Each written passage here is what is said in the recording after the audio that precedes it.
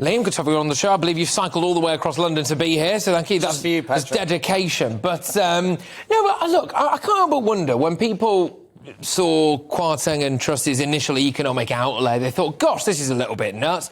But actually, when you've seen what Jeremy Hunt had to say in Parliament yesterday, does Hunt mean that we've all got less money in our pockets now? Well, when the mini-budget was originally announced, nobody thought it was nuts. The CBI, the Confederation of British Industry, the Institute of Directors, the British Chamber of Commerce, they all said, well, hey, this is great because we're moving away from the highest tax burden in 70 years, tax as a share of our national income, and we're moving back to where tax was in 2020. Still pretty high by historic standards, but a little bit lower and on the way down. And the corporation tax being frozen at 19%, that's not particularly radical. It's 12.5% in the Republic of Ireland.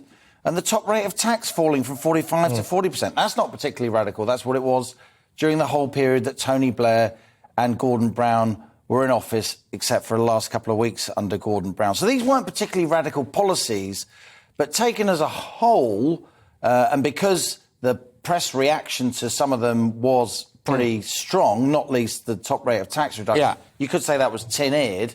Then the markets, you got into a kind of a doom loop, and there was an increasingly dramatic reaction. What Jeremy Hunt has done, in principle, Patrick, he has turned what was a £45 billion tax cut across the economy as a whole into a £32 billion tax rise. Oh. So what does that mean? What does it mean in real money? So £32 billion, £32,000 million is about 5% of tax. So the overall tax burden is increased by about 5%. So, not insignificant. And in particular, the people on the top rate of tax who are going to do a bit better, they now won't. This energy price cap's only going to last for 6 months. And after that, it will only be more vulnerable households who get help. So again, it will be better off households who pay more, which a lot of people would say, fair enough. But have we just done a very British thing here where the media get on a bit of a bandwagon about something, and then that rubs off to certain elements of the population, maybe when it came to some of the bankers, etc. And we end up in a situation now where we've actually decided to make a decision that, in essence, makes us all poorer and more miserable? I think you can certainly argue, as a result of this, Hunt budget, rather than a Liz Truss, Kwasi-Kwarteng budget, that the economy is less likely to grow fast. We're less likely to avoid a recession now. Of course we are, because corporation tax is higher, and that will wipe out quite a lot of small businesses. Take 6% off the margin of pretty much any small business. That's what they live on. Liam, why is this good and what Kwarteng wanted to do bad? I know I'm not the sharpest tool in the shed when it comes to the economy, but please explain this. I haven't been saying it is a good move. I've been almost an outlier in saying, actually, these mini-budget proposals... I mean, what I've said... And I've written it 2 or 3 weekends in a row in the Telegraph. I've said it many times here on GB News. The policies themselves were good policies, right?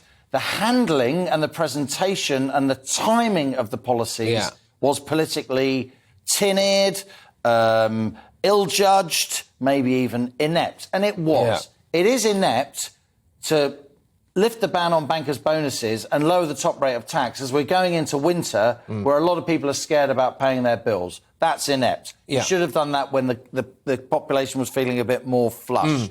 It is maybe a bit inept to lift the cap on bankers' bonuses just because you want to throw a bit of red meat to your Tory donors, just because you become Prime Minister. And I think Liz Truss realises that she got a bit hasty and tries to do a bit too much too soon.